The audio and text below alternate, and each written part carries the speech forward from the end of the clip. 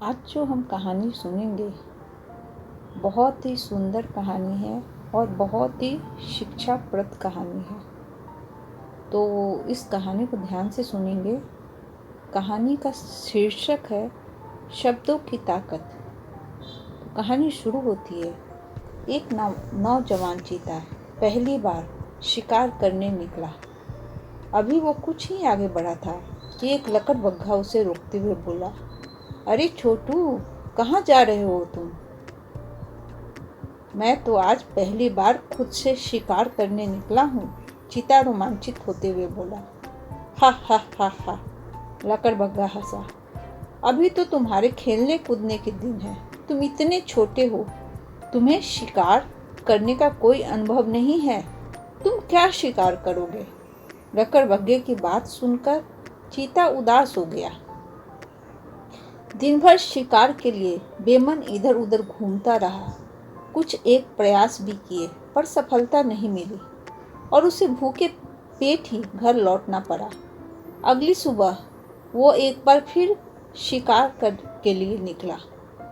कुछ दूर जाने पर उसे एक बूढ़े बंदर ने देखा और पूछा, कहाँ जा रहे हो बेटा? बंदर मामा, मैं शिकार पर जा रहा हूँ, चीता बोला। बहुत अच्छे, बंदर बोला।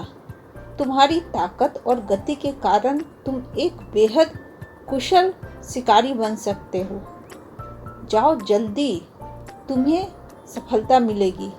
यह सुन चीता उत्साह से भर गया और नवनीत कुछ ही समय में उसने छोटे हिरन का शिकार कर लिया। मित्रों, हमारी जिंदगी में शब्द बहुत मायने रखते हैं। दोनों ही दिन चीता तो वही था, उसमें वही फुर्ती और वही ताकत थी, पर जिस दिन उसे हतोत्साहित किया गया वह असफल हो गया और जिस दिन प्रोत्साहित किया गया वह सफल हो गया।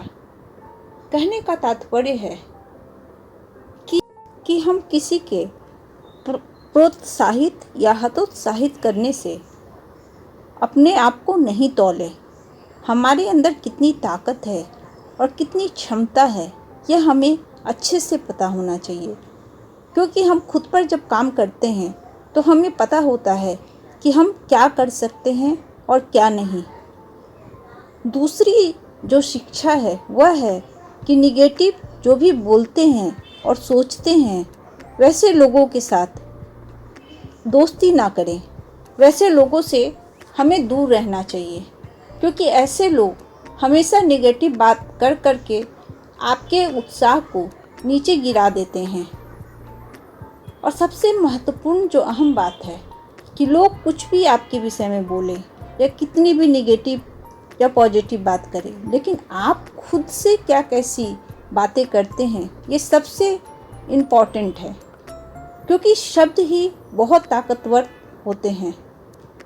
शब्द जो हमारे विचार बन जाते हैं और ये विचार ही हमारी ज़िंदगी की हकीकत बनकर सामने आते हैं।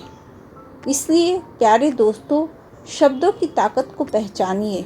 जहाँ तक हो सके पॉजिटिव वर्ड्स यूज कीजिए और यूज ही नहीं कीजिए, अपने मन में भी सोचिए, क्योंकि पॉजिटिविटी से हमारा जीवन बहुत सुंदर हो जाता है और साथ ही हम अपने जीवन में हर उस चीज़ को हासिल कर सकते हैं जो हम चाहते हैं। ओम शांति।